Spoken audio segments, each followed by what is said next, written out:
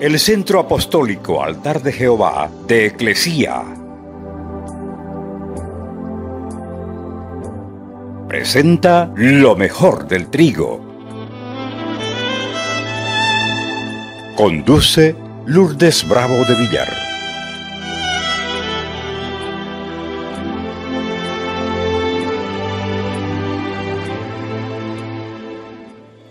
¿Qué pasa cuando una persona tiene hambre? ¿Será que se cruza de piernas a esperar que alguien le dé algo? No, no es cierto. Cuando una persona tiene hambre, va, busca, abre la heladera a ver qué hay para comer, abre la fiambrera para ver qué hay guardadito. ¿Por qué? Porque tiene hambre, está buscando.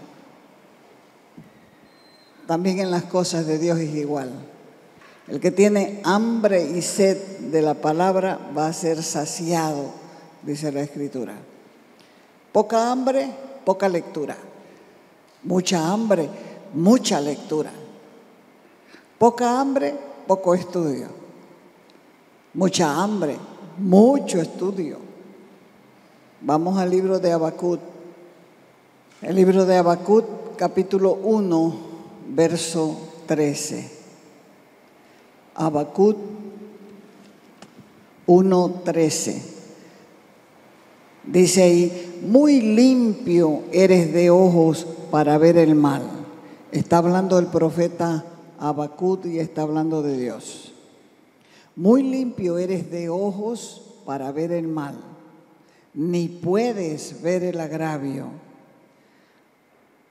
¿Por qué pues ves a los criminales y callas? ¿Te callas cuando destruye el impío al que es más justo que él? Son tan puros tus ojos que no puedes ver el mal. No te es posible contemplar el sufrimiento. Parafraseando lo mismo diría así: muy limpio eres de ojos para ver el mal, ni puedes ver el agravio, la ofensa, la injuria. ¿Por qué pues ves a los criminales, a los culpables, a los delincuentes y callas? Enmudeces cuando el impío destruye al que es más justo que él. Son tan puros tus ojos que no puedes, no soportas ver el mal. No te es posible contemplar, mirar, observar el sufrimiento. La esencia del Evangelio es la revelación de quién es Dios, de quiénes somos nosotros y cómo podemos reconciliarnos con Él. Son tres cosas: quién es Dios, quiénes somos nosotros y cómo podemos reconciliarnos con Él. Porque el Evangelio nos revela la gloria de Dios y de acuerdo a la palabra, Él es soberano y creador de todas las cosas. A la pregunta ¿quién es Dios? Dios es un ser que existe por sí mismo. ¿Desde cuándo? Desde siempre. Desde siempre. Es espíritu, infinitamente, incomparablemente perfecto, creador del cielo y de la tierra, soberano, grande, magnífico, insuperable, Señor de todas las cosas. Esta definición, si bien incluye la esencia misma de Dios, no es una definición total, pues no incluye todos los atributos divinos. Esta definición es solo el intento de presentar al Todopoderoso, perfecto, omnipotente, infinito, para ubicarnos nosotros en nuestra verdadera realidad. Porque si Dios es todo eso y mucho más, también podemos darnos cuenta de la poca cosa que somos nosotros, sus criaturas. Él lo sabe todo. ¿Cuántos saben que Él lo sabe todo? ¿Y por qué hacen cosas feas? ¿Por qué pecan si saben que Él lo sabe todo? ¿Por qué murmuran? ¿Por qué son flojos para leer la Escritura? ¿Por qué son flojos para orar si Él lo sabe todo? Él lo sabe todo, sostiene el mundo con su poder. Él es santo, es justo en todos sus caminos, e inclusive es justo en su ira. También es un Padre amoroso, pero es también un juez enojado, airado, furioso, y en su ira Él aborrece el pecado. Habacuc 1:13 dice: muy limpio eres de ojos para ver el mal, ni puedes ver el agravio, la ofensa, la injuria. Hay una queja aquí en la boca del profeta Habacuc. Y el Salmo 11:5 dice: Jehová prueba al justo, pero al malo y al que ama la violencia, su alma aborrece. El Evangelio revela realidades de Dios que son eternas, aunque a veces preferimos no afrontar. Es decir, sabemos las cosas que son buenas, pero no las afrontamos, no las decidimos. Pensamos solamente que Dios es un Padre bondadoso que puede ayudarnos y pasar por alto la otra cara de la moneda, donde se presenta como un juez. Es tan baja la cultura nuestra que nosotros pensamos que vamos a coimear a Dios para entrar al cielo. Es tan baja la cultura nuestra que nosotros pensamos que podemos sobornar a Dios cuando Él es juez. Muchos viven sus vidas entretenidos, tienen un gran temor de buscar, de conocer la verdad de Dios en su palabra, y tienen miedo también de descubrir que no están listos para darle lo que Él pide, porque sus corazones son opuestos al Evangelio. ¿Quiénes somos nosotros de verdad? La segunda pregunta. Bueno, nosotros, como dice la Escritura, antes de conocer al Señor estábamos espiritualmente muertos. Muertos como los muertos del cementerio, físicamente muertos, muertos espiritualmente. Así como los muertos físicamente están en el cementerio, los muertos espirituales son las personas que caminan, pero están muertos en su espíritu. Y solo Dios puede darnos la vida espiritual. Y es algo como un regalo que viene de arriba. Nadie puede nacer de nuevo por su propia cuenta, por su propia voluntad. Es un regalo que viene de arriba. Entonces, la realidad de toda la humanidad es que nacemos con un corazón malo que aborrece a Dios. Génesis capítulo 8, verso 21. Dice: al percibir Jehová olor grato, dijo en su corazón. Está hablando cuando Noé salió del arca y ofreció un sacrificio al Señor y comenzó a elevarse ese olor agradable del sacrificio.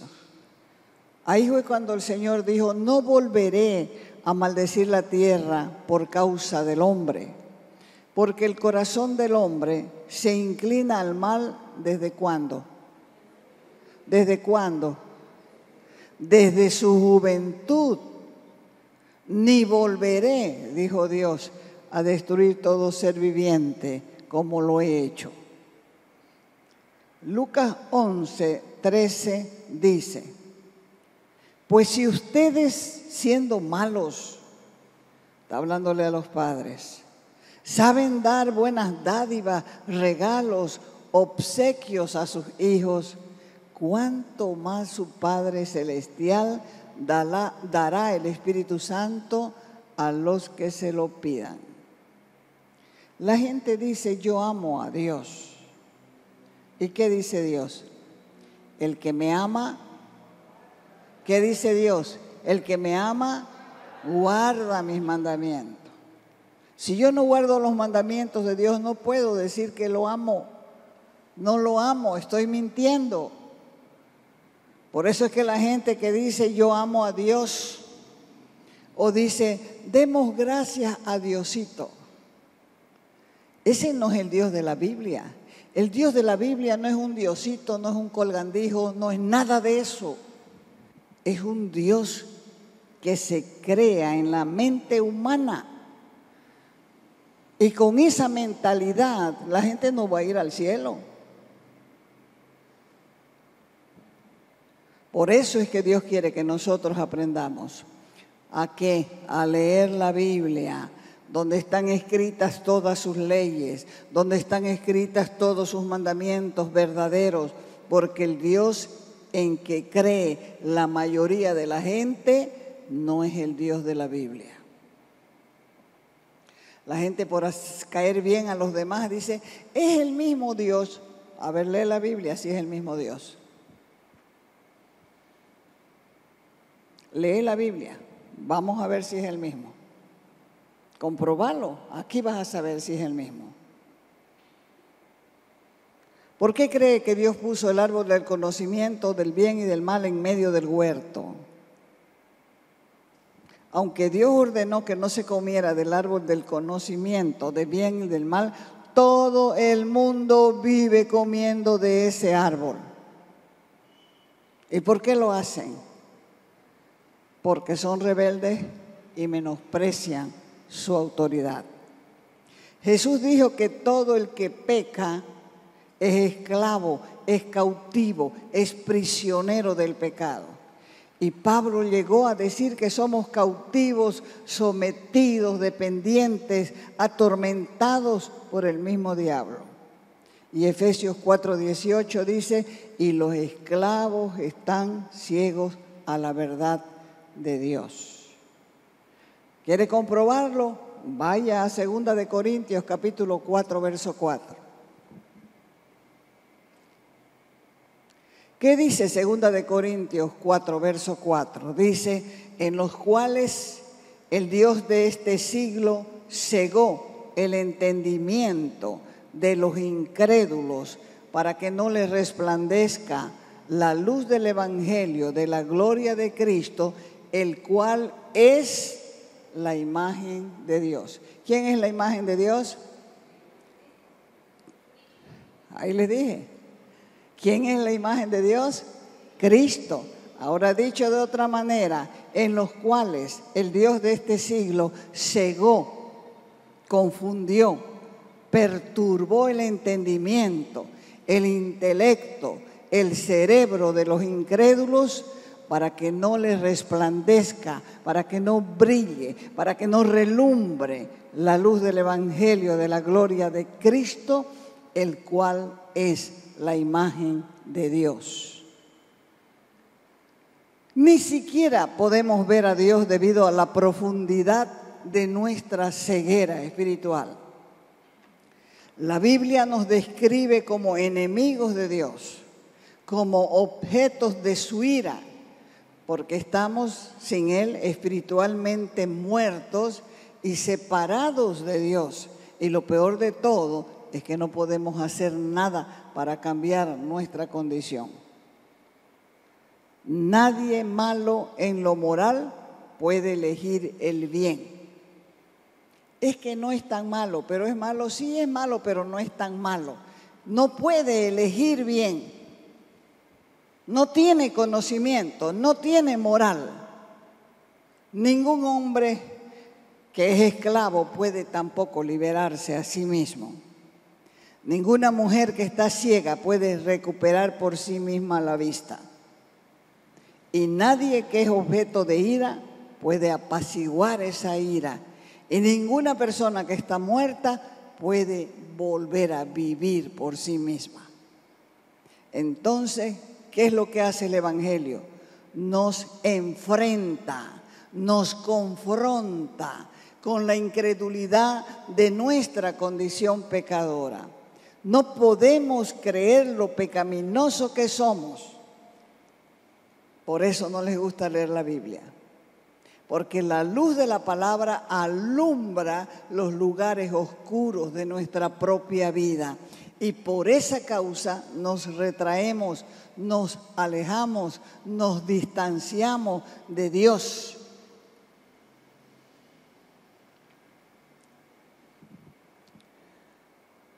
No me vayan a malentender. Lo que quiero, la motivación de la enseñanza, es que ustedes puedan despertarse y puedan estar contentos, porque Dios les dio un día más. Lo que quiero es que ustedes puedan despertar a su condición y le digan al Señor: Señor, yo soy así, pero no quiero ser así, ayúdame. ¿Y Dios qué le va a decir? No. ¿Le va a decir así? No, le va a ayudar. El Evangelio es para que nosotros seamos felices, pero con Cristo. ¿Entiende?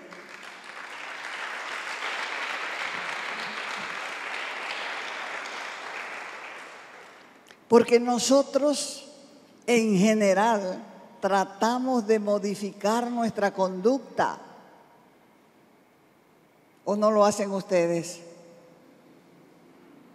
Todo mundo trata de mejorar su conducta y comienza a pensar: pero si yo no soy tan malo, nunca uno se halla malo. Y si se desfasó, dice: ay, no sé qué me pasó, porque yo no soy tan malo como fulano o como fulana. Otros dicen: yo no creo pues que estoy muerta espiritualmente. Si yo camino, yo canto, yo río, yo bailo, yo todo.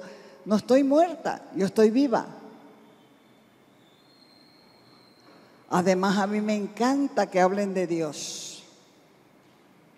Además, si pienso positivamente de mí mismo, puedo convertirme en una persona mejor y al mismo tiempo puedo experimentar una mejor vida. Y otros van más lejos y dicen: pero la Biblia dice que Dios es amor. Si hago ciertas cosas para ayudarme, todas estas cosas solamente son parte del razonamiento del árbol del bien y del mal,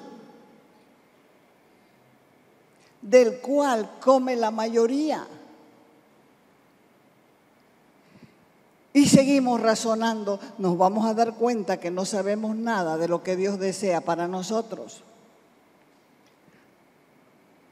Ni tampoco nos vamos a dar cuenta que somos objetos de la ira de Dios y que alejados de Él estamos muertos espiritualmente. Dígame usted, piense un ratito. ¿Usted cree que va a ir a hacer lo que quiere de lunes a sábado? Y porque viene el domingo y le hace el favor a Dios de venir el domingo, ¿Dios está contento con su vida? No está contento con su vida. Pero a través de la palabra usted sabe que cada domingo o cada vez que aparece la palabra le golpea la conciencia. Pero usted está tan endurecido que piensa que le va a ganar a Dios. Jamás le va a ganar a Dios. Entiéndalo bien. Insisto en esto por su bien de usted.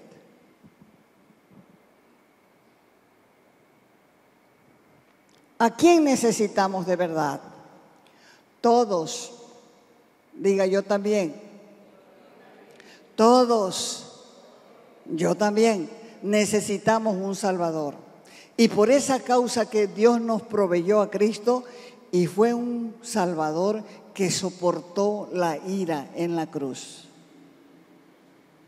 Muchas veces he enseñado acerca de que Jesús oró 3 veces a su Padre diciéndole: Padre, si es posible, pasa de mí esta copa, no se haga mi voluntad sino la tuya. Eso es verdad. Jesús oraba así. Pero lo que no entendía era por qué oraba así.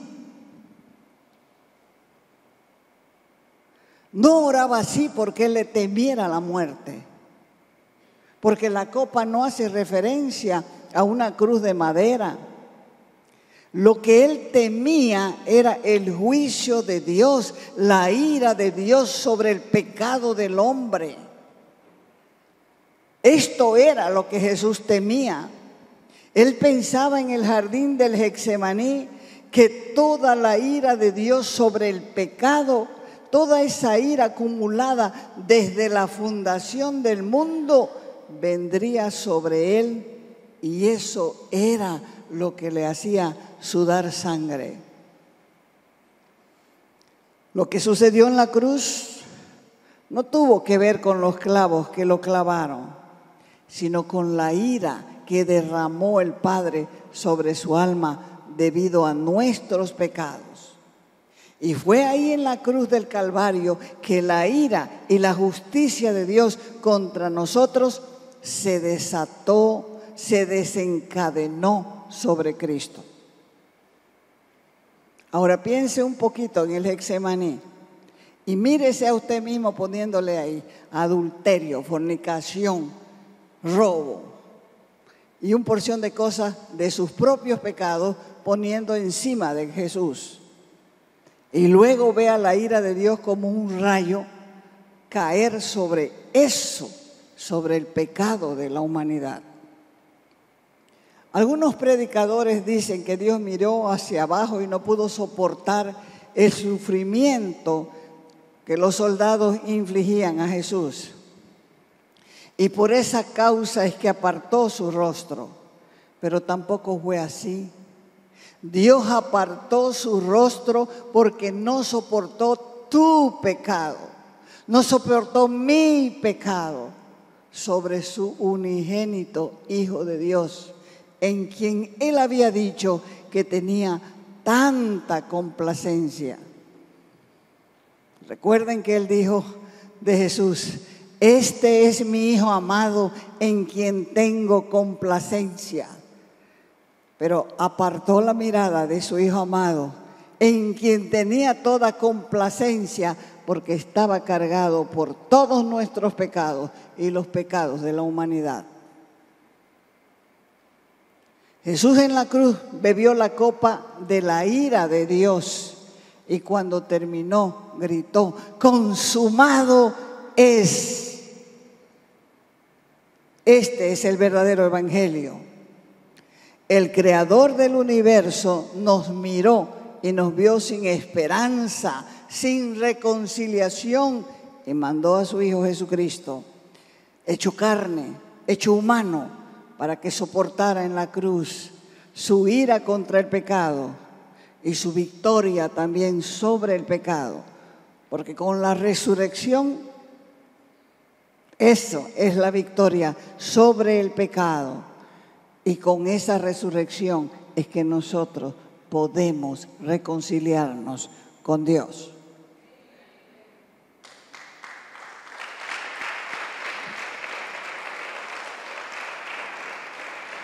Ahora cada persona tiene que responder al Evangelio. ¿Cómo debemos responder al Evangelio? El Evangelio que vende la iglesia hoy es comida chatarra.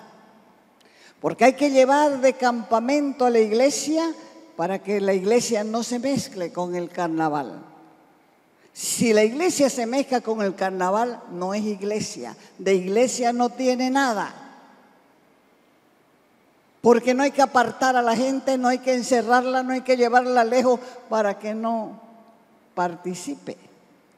El que es iglesia ni siquiera piensa en eso. No es parte de su vida. Por eso es que ese evangelio chatarra presenta a Jesús como llorando, pidiéndole a las personas que lo dejen entrar en sus vidas. Jesús no necesita nuestro arrepentimiento. Somos nosotros los que necesitamos de Él. Pensá en todas estas cosas que te estoy diciendo. Porque Cristo es más que repetir una oración sin fe, sin sentido, cuando se trata de invitar a Jesús a nuestra vida. O sea que una oración sin sentido. ¿Querés recibir al Señor? Sí quiero. Entonces vamos a orar. Ya, oremos. Ora y ya cree que es todo. Dios es el que ve tu corazón y la sinceridad. Porque Dios es el que da el nuevo nacimiento. El nuevo nacimiento no viene por una oración. El nuevo nacimiento viene de arriba, como un regalo de Dios. Por eso es que se ve tanta gente pecando en la iglesia. ¿Por qué? Porque no han nacido de nuevo. Dios no les regaló el nuevo nacimiento porque conoce sus corazones. Mateo 7. Del 21 al 23. No todo el que me dice Señor, Señor, entrará, ingresará en el reino de los cielos. El que va a ingresar es el que hace la voluntad de mi Padre que está en los cielos. Verso 22. Muchísimos me dirán en aquel día, Señor, Señor, ¿no profetizamos en tu nombre y en tu nombre echamos fuera demonios y en tu nombre hicimos muchos milagros? Verso 23. Entonces les declararé, les expresaré, nunca los conocí, jamás en mi vida los vi, nunca reparé en ustedes, no los conozco. Apártense de mi vista, hacedores de maldad. ¿Dónde están estas palabras? Aquí. Aquí. Por eso tienen que anotar los textos para comprobar. Juan 3:3. Aquí está la verdad de Dios. Juan 3:3. Jesús le respondió a Nicodemo, que era un hombre principal en la ley, pero no había nacido de nuevo, no conocía a Dios, solamente estaba interesado en sus enseñanzas. ¿Por qué? Porque las enseñanzas habían confrontado el corazón de Nicodemo. Así que este hombre vino de noche a Jesús y le dijo, Señor, sabemos. Él estaba solo, pero dijo sabemos, porque no solamente él sabía, sino que otros sabían que Jesús venía de Dios. Y le dijo, sabemos que has venido de Dios, porque nadie puede hacer las cosas que tú haces si Dios no está contigo. Entonces Jesús les dijo, de cierto te digo, que el que no nace de nuevo no puede ver el reino de Dios. Naciste de nuevo, puedes ver el reino de Dios. No naciste de nuevo, no puedes ver el reino de Dios. ¿Y el nuevo nacimiento de dónde viene? De arriba. Verso 5. Respondió Jesús y le dijo, de cierto te digo, que el que no nace del agua y del Espíritu no puede entrar en el reino de Dios. Entonces, si no lo puedes ver, ¿cómo vas a entrar? No puedes entrar donde no ves. Y Mateo 7:21 dice, ¿quién entrará entonces en el reino de los cielos? Mateo 7:21 te responde. Entrará en el reino de los cielos el que hace la voluntad de mi Padre que está en los cielos. Te invitamos a nuestras reuniones los días viernes y sábado a las 6 de la tarde. Los domingos a las 10 de la mañana y a las 6 de la tarde. Calle Nicolás Suárez, esquina Félix Pinto.